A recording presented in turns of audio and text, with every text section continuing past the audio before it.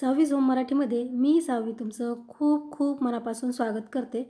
संक्रांत अगदी जवळच आलेली आहे, तर सर्वप्रथम 6वी झोम मराठीतर्फे माझ्या सर्व मैत्रिणींना संक्रांतीच्या तिळगुळासारख्याच गोड गोड शुभेच्छा। तर आज आपण संक्रांत विशेष भागामध्ये पाक न बनवता तिळगुळाची अगदी मौसूद वडी कशी करायची हे बघतोय। चला तर बघा, आता वेळ न घालवता लगेच रेसिपीला सुरुवात करूया।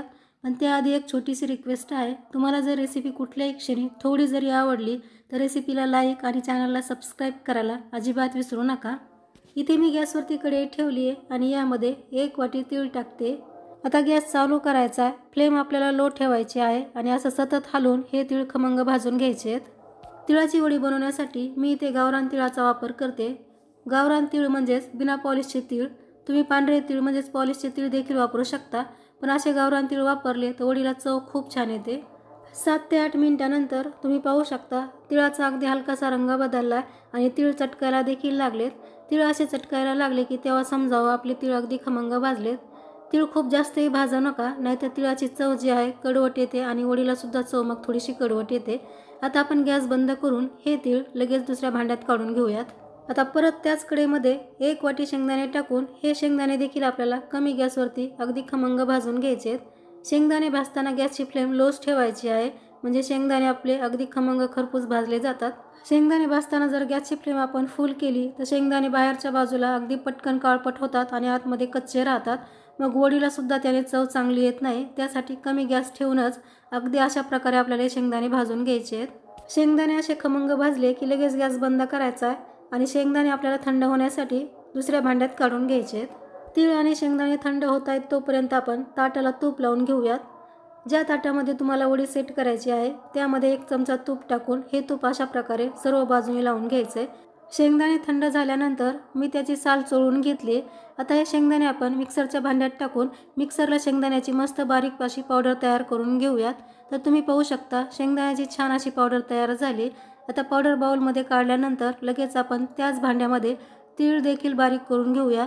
पण हे तीळ मिक्सरला फिरवत असताना मिक्सर आपल्याला सतत चालू बंद करायचं आहे, म्हणजे तीळ खूप जास्त बारीक होत नाहीत आणि तिळाचं तेल देखील रिलीज होत नाही।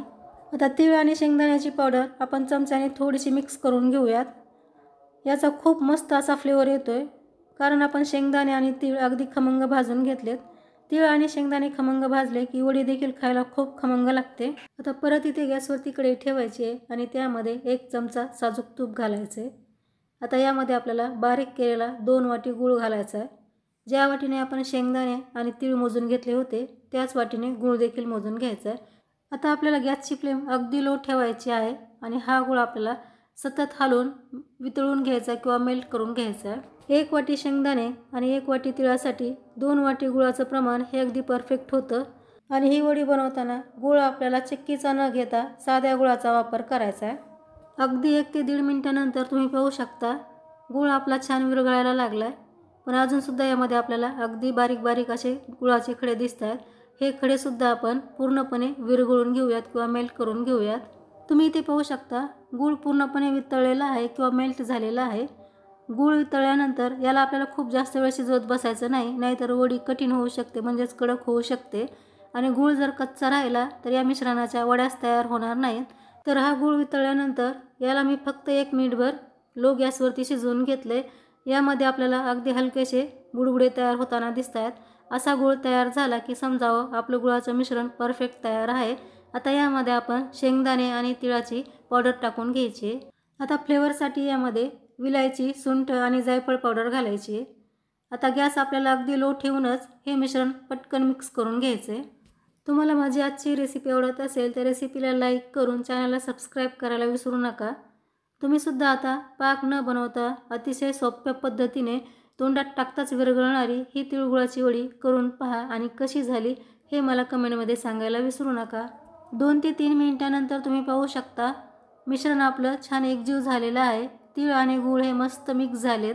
हे मिक्स झाल्यानंतर याला खूप जास्त वेळ आपल्याला असं परतत राहायचं नाही, नाहीतर मिश्रण कडक होऊन वडीसुद्धा तुमची खूप जास्त कठीण होऊ शकते।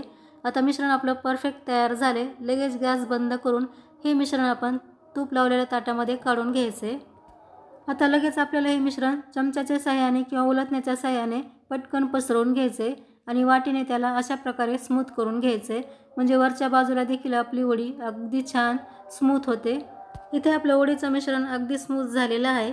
आता हे आपण असं सेट होण्यासाठी 10 मिनिटे साईडला ठेवून देऊयात. 10 मिनिटानंतर सुरीच्या सहाय्याने किंवा मग तुम्ही उलटण्याच्या सहाय्याने सुद्धा याला कट करून घेऊ शकता. अशा प्रकारे आपल्याला वडी कट करून घ्यायची आहे. या वड्याला आकार तुम्ही तुमच्या आवडीप्रमाणे देऊ शकता, डायमंड किंवा चौकोनी. तर आज वड्या मी चौकोनी आकारामध्ये कट करून घेतल्यात. आता कट केल्यानंतर या वड्या आपल्याला अर्धा तास परत अशा साईडला ठेवून द्यायच्या आहेत, कारण आत्तासुद्धा वडी खूप गरम आहे आणि गरम असताना जर आपण वडी काढण्याचा प्रयत्न केला तर वडी तुटू शकते. तर आता आपण हे अर्धा तास असा साईडला ठेवून देऊयात. अर्ध्या तासानंतर वडी मी तुम्हाला काढून दाखवते आणि पहा, खूप सुंदर आपली तिळगुळाची वडी तयार झालेली आहे. ही वडी करायला जेवढी सोपी आहे, खायला त्याहीपेक्षा टेस्टी लागते आणि तोंडात टाकताच विरघळते. दात नसणारे देखील ही वडी अगदी सहज खाऊ शकतात, कारण वडी खूप सॉफ्ट झालेली आहे, अगदी तोंडात टाकताच विरघळते. तर आता तुम्ही सुद्धा या सोप्या आणि झटपट पद्धतीने तिळगुळाची वडी करून पहा. कशी झाली हे मला सांगायला विसरू नका. तुम्हाला जर रेसिपी आवडली असेल तर रेसिपीला लाईक शेअर करून चॅनलला सबस्क्राईब करायला विसरू नका आणि सोबतच बेल आयकॉनवरती क्लिक करा, म्हणजे माझ्या येणाऱ्या नवीन रेसिपीचं नोटिफिकेशन तुम्हाला सर्वात अगोदर मिळेल. तर लवकरच भेटू आणखी अशा छानशा रेसिपीसह. तोपर्यंत मस्त खा आणि हेल्दी राहा. धन्यवाद.